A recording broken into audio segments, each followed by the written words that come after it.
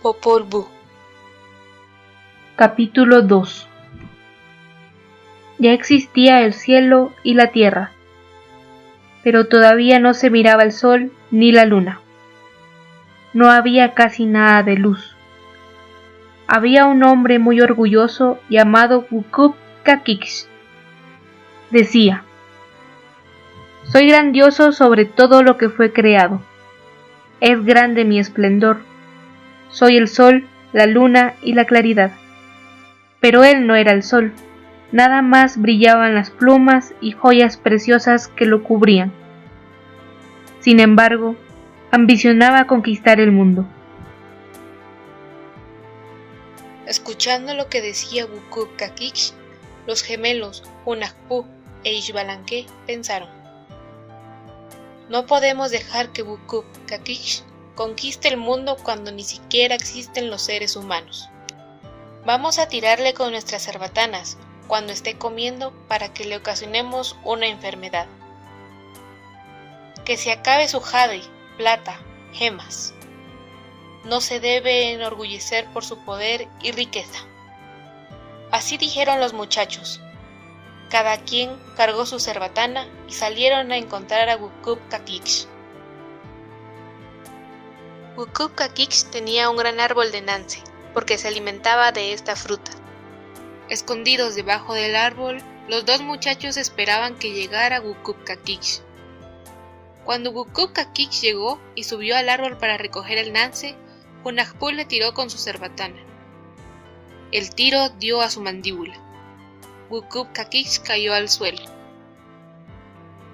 Los hermanos fueron verdaderamente rápidos para apoderarse de él.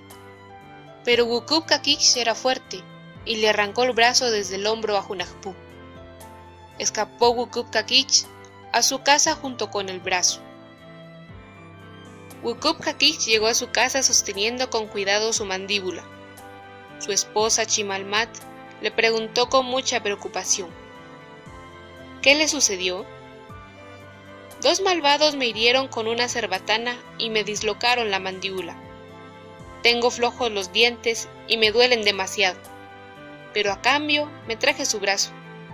Colguemos el brazo sobre el fuego. De esta manera vendrán a traerlo y yo los derrotaré.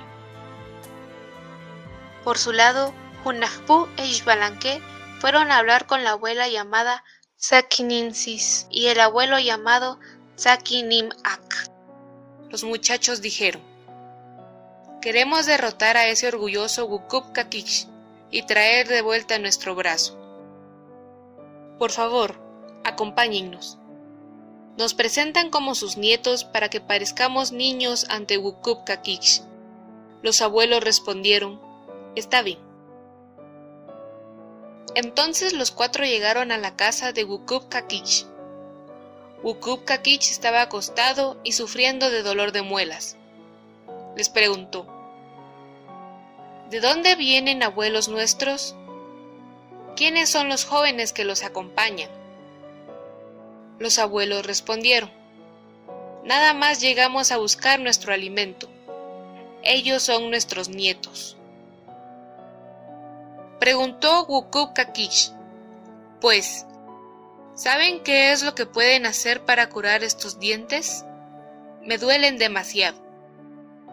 Entonces respondieron los abuelos: sí, podemos sacar los gusanos de los dientes y curar los ojos. Wukup Kakix respondió con mucha alegría: excelente, me hacen sufrir mucho. No puedo comer ni dormir. Cúrenme los dientes. Dijeron los abuelos: muy bien. Es necesario cambiarle sus dientes y pondremos otros en su lugar hechos con hueso molido. Escondida, la abuela preparó los dientes hechos de maíz blanco. Los abuelos sacaron los dientes a Wukup Kakix y colocaron en su lugar granos de maíz. Cuando los pusieron, los granos resplandecían en la boca de Wukup Kakix. Sin embargo, de inmediato decayeron sus facciones, Así, Wukub-Caquix perdió sus dientes a causa de los abuelos. Wukub-Caquix ya no parecía ser un gran señor. Los abuelos también dijeron que iban a curar los ojos a Wukub-Caquix y le desollaron los ojos. Entonces se murió Wukub-Caquix. Los abuelos sacaron las joyas de Wukub-Caquix y Hunahpu recuperó su brazo y lo volvieron a implantar a su lugar. Quedó bien de nuevo. Los hermanos Hunahpu e Xbalanque cumplieron con la orden del corazón del cielo.